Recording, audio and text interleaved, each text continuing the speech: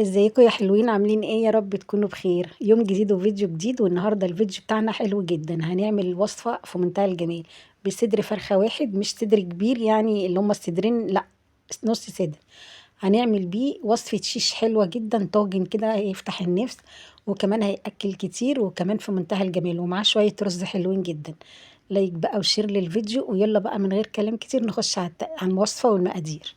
اول حاجه عندي هنا بجيب طبق وبنزل فيه بمعلقه صويا صوص او دبس الرمان، يعني الموجود. وكمان هنزل بمعلقتين زيت، وهنزل بقى بالتوابل بتاعتي كلها اللي انا بحبها، بس اهم حاجه توم باودر وبصل باودر وشويه جنزبيل، والبهارات بتاعت الفراخ اللي هي 7 بهارات، وحبه بابريكا مدخنه كده عشان تدي طعم حلو وريحه حلوه للوصفه بتاعتنا. وكمان هنزل بالفلفل الاسود وبالملح، وهنزل كمان بمعلقه كاتشب كبيره، انا هنا ما كانش عندي الا دي نزلت بيها، وهنزل بالليمون. وكمان هبقى اسيب لكم ان شاء الله المقادير كلها في صندوق الوصف. وكمان هنزل بقى دلوقتي كمان نزلت بمعلقه صلصه حلوه كده كبيره، وهقلب بقى كل المقادير دي كده، واهم حاجه اظبط الملح بتاعي. وعايزه اقول لكم ان انا غلطت في الفيديو وقلت صدر فرخه، هو لا، كان ورك فرخه، والله العظيم ورك فرخه، بس يعني عايزه اقول لكم مخلي، ورك فرخه مخلي، وقطعته كده صغيره اكننا هنعمل شيش بالظبط، مش صدر فرخه، لا، ورك فرخه. قطعته وهو كان مخلي اصلا، فانا قطعته كده، وهم عصرت كمان عليه عصره ليمون. والورك قدامكم بالمنظر ده، والله العظيم ده ورك مش اكتر من كده. هجيب بقى عندي هنا الفلفل الوان بقى، ممكن كمان تستغني عن الالوان وتجيبي فلفل رومي اخضر، بيبقى في اخضر واحمر كده في الرومي برضو، ممكن تستعمليه بدل الالوان. انا الالوان كان موجود عندي فجبته قطعته اكننا هنعمل شيش بالظبط، يعني بصوا قطعته مكعبات كده زي ما بنحطها في الشيش، بدل بقى ما نحطه في عصيان الشيش ونشويه كده، لا، هنعمله طاجن يبقى جميل كده جنب الرز، حاجه كده ولا اروع من كده. بصوا بقى، انا هنا قطعت طماطمايه وشلت الفلفلايه الحمراء الكبيره، يعني عملت الفلفل الاصفر، وكمان كان في فلفل رومي اخضر عملته، واستكفيت بدول وشلت الفلفلايه الحمراء، واستكفيت كمان بالطماطمايه دي بس. وهجيب بقى بصل وهقطعه نفس التقطيع برضو، بقطعه مكعبات. وكمان عندي هنا فصين توم هنزلهم كده برضو تقطيع تخريط صغير كده، هيدي نكهة حلوة قوي للطاجن بتاعنا.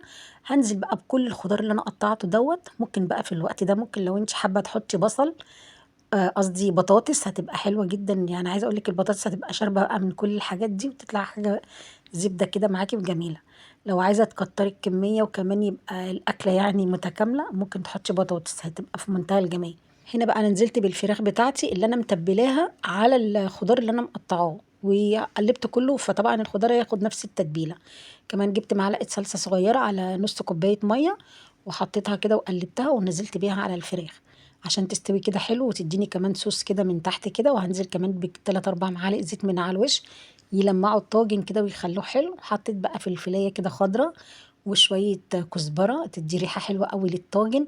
وزي ما قلت لك كده، ممكن في الحته دي تحطي من تحت كده شويه بطاطس، هتبقى في منتهى الجمال. شغاله بقى الفرن طبعا، وهدخل الطاجن ده على نار حاميه، مش هينفع يخش على نار هاديه خالص، مش عايزين الفراخ تنزل ميه، عايزينها تبقى جوسي كده وحلو. دخلتها بقى الفرن وهسيبها، مش بتاخدش وقت كتير في الفرن على فكرة، يعني بالكتير كده نص ساعة بتبقى زي الفل. وبعد ما بتستوي بقى بفتح عليها الشواية، عشان عايزة الفراخ بتاعتي تاخد شوية كده من فوق وتبقى لونها حلو. هاجي بقى هنا للرز، حطيت شوية زيت، وحطيت نص معلقة سمنة، ريحة بس، ما بحبش سمنة كتير في الأكل في الرز. وحطيت بقى ورقة اللورة والملح، وخدت الرز تشويحة، وزي ما عودتكم معايا في طريقة عمايل الرز، بحط نص كوباية لبن، بتديني نكهة حلوة قوي للرز، وبتخليه عامل زي الرز المعمر، ريحته حلوة وطعمه في منتهى الجمال. هنا بقى بعد ما استوى، قصدي يتشرب كده، هبتدي بقى اقلبه واوطي عليه، هدي عليه النار خالص. عايزه اقول لكم ريحته حلوه جدا، ورقه اللورة كمان بتدي ريحه حلوه للرز. هنا بقى الطاجن طلع من الفرن، تعالوا بقى نشوفه كده بقى شكله عامل ازاي. انا هنا بقى هفتح عليه، لسه طالع بصوا سخن وجميل، وعايزه اقول لكم ريحته حلوه كمان قوي. بصوا الجمال والحلاوه، بجد جربوه هيعجبكم جدا. وصفه موفره كده، بورك فرخه واحد عملناها، يعني ولا مكلفه ولا اي حاجه، وهتكفي كتير. لو كل واحد غرف طبق رز حلو كده وعليه معلقه من الفراخ دي، هتبقى طعمها جميل جدا، ووصفه وجبه حلوه كده متكامله وفيها كل حاجه.